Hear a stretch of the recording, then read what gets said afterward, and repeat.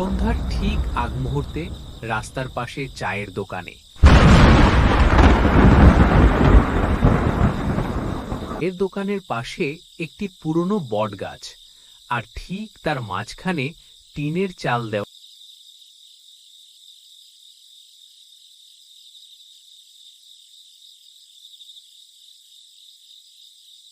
আর দোকানের সামনে বাঁশের বেঞ্চে বসে আছে কিছু গ্রামবাসী।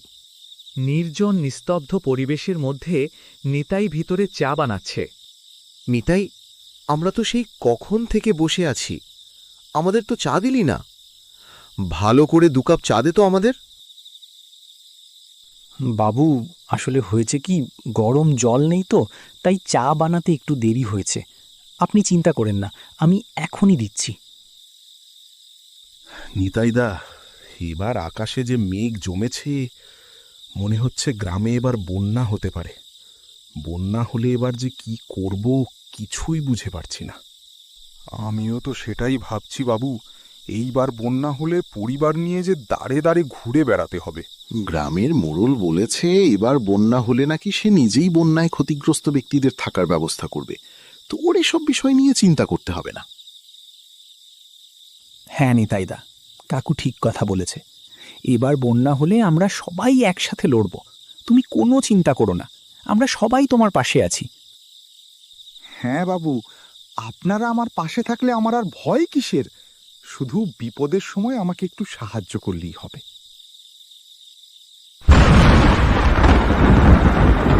অমলবাবুর কথা শেষ না হতেই আকাশের বিদ্যুতের ঝলকানির মাধ্যমে এবং দমকা হওয়ার ফলে খুব জোরে বৃষ্টি হতে শুরু করল। আকাশের কালো মেঘের গর্জনে বিকট শব্দে বিদ্যুৎ চমকানো আর রুমঝুম করে নেমে এলো মুষলধারে বৃষ্টি।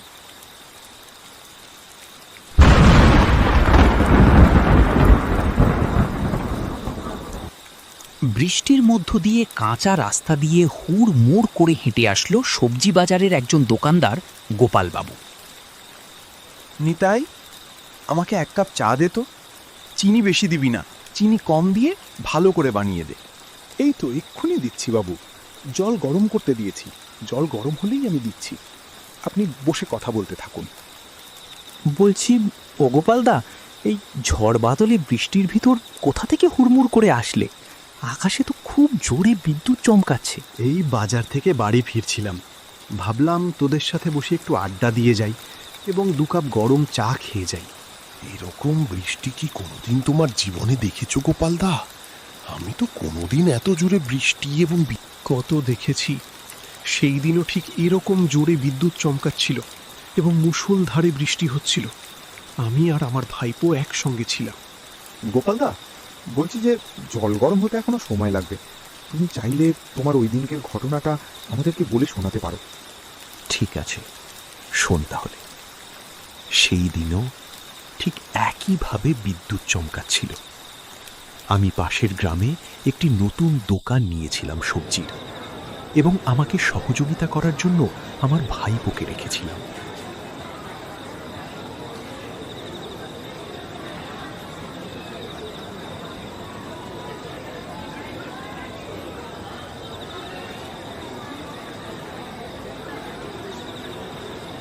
ও প্রায়ই আমার দোকানের সব মালামাল আনা নিয়া করত।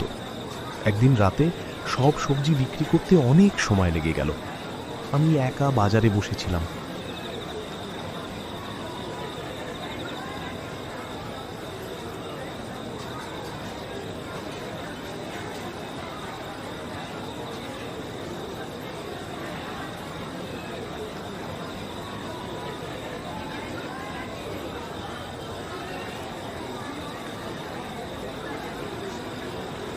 এই হতভাগা, তোর কত সময় লাগে মালের হিসাব করতে?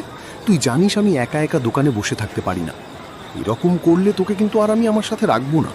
আরে কাকু, রাগ করছো কেন? আমি তো তোমার দোকানেরই মালের হিসাব নিতে গিয়েছিলাম। ঠিক আছে, এরপর থেকে আর দেরি হবে না। ওখানে দাঁড়িয়ে না থেকে আমার পাশে এসে বস। সারাদিন কি ওখানে দাঁড়িয়ে থাকবি? মাথায় যদি তোর একটুও বুদ্ধি থাকে।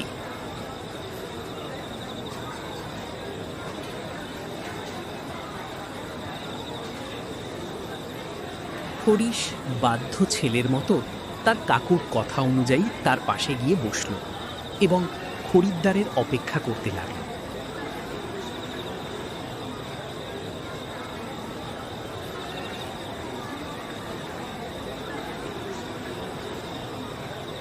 দাদা, আমাকে 1 কেজি আলু দাও তো, ভালো দেখে। হ্যাঁ বাবু, দিচ্ছি, একটু দাঁড়ান।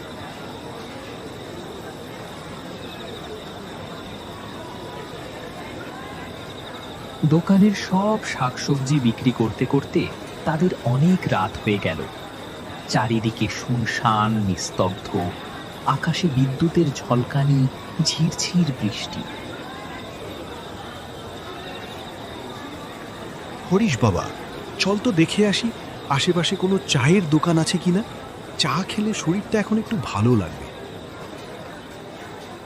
চলো তাহলে বাজারের শেষের দিকে যাই, ওখানে কয়েকটা দোকান দেখেছিলাম।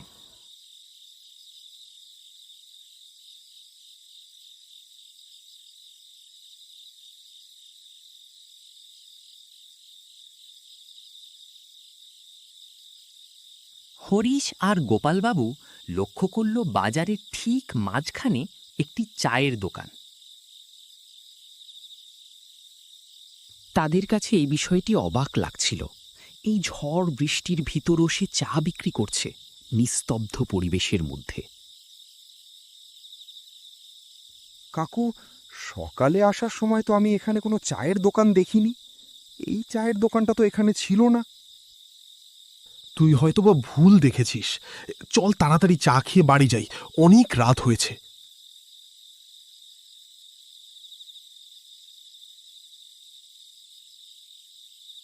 তারা দুজন মিলে হরনাথের চায়ের দোকানের দিকে এগোতে লাগল।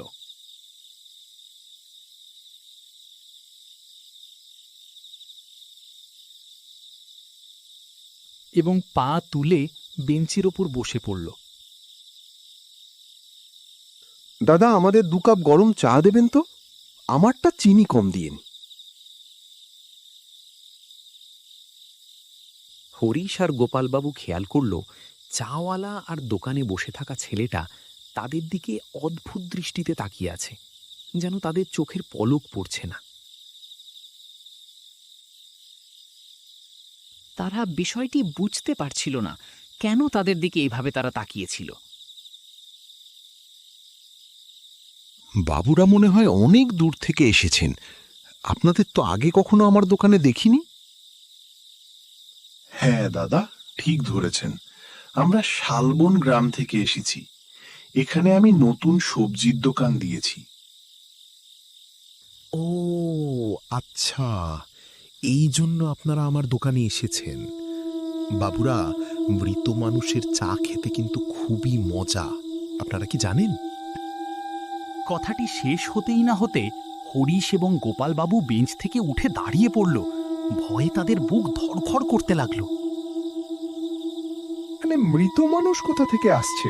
কি আবল তাবল বলছেন আপনি? আপনার মাথা ঠিক আছে?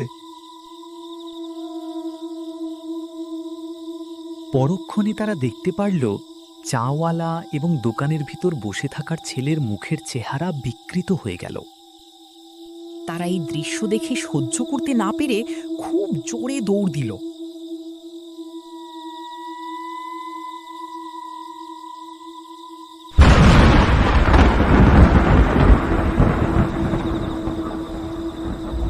বাবুরা চা না খেয়ে কোথায় পালাচ্ছেন? এর মধ্যে গোপালবাবু তার পকেট থেকে দেশলাই বের করে অবয়বটির দিকে ছুঁড়ে মারল এবং অবয়ব আগুনে পুড়ে যেতে লাগল। গোপালবাবু এবং হরিশ দৌড়তে দৌড়তে নদীর ধারে পড়ে যায়।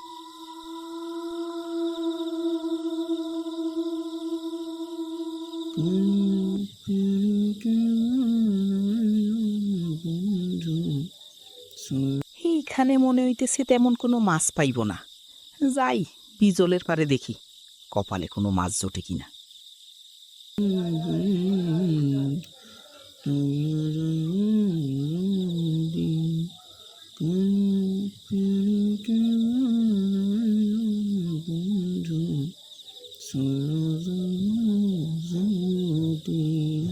ওটা আবার কি দেখতেছি, কোনো ভূত পেত নাকি? না না, মনে হইতাছে কয়েকজন মিলে অজ্ঞান হয়ে পড়ে আছে। দেখি তো বেঁচে আছে কিনা।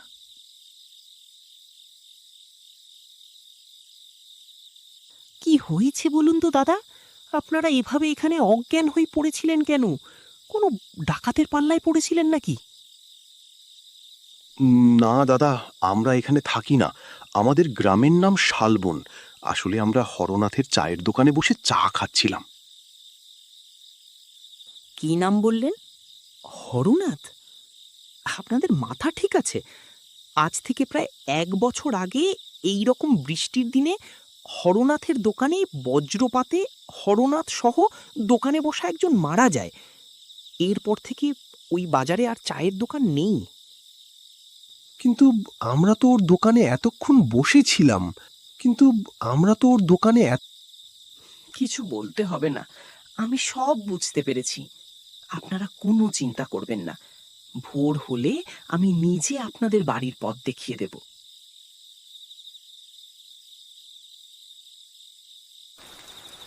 এরপর থেকে আমি আর কোনো দিন রাত করে বাজার থেকে ফিরি না। সন্ধ্যের মধ্যেই সব কাজ শেষ করে বাড়ি ফিরি। আচ্ছা, তোমার ভাগ্নি হরিশ এখন কোথায়? এখন কি করে? তোমার সাথে এখনো আর কাজ করে না? ও এখন আর আমার সঙ্গে কাজ করে না। ও শহরে গার্মেন্টসে কাজ করে। মাঝে মধ্যে দেখা হয় গ্রামে আসলে। বাবুরা, পানি গরম হয়ে গেছে, চা বানিয়ে দিচ্ছি, আপনারা চা খান। আমাকে মাফ করবেন, চা দিতে একটু দেরি হয়ে গেল।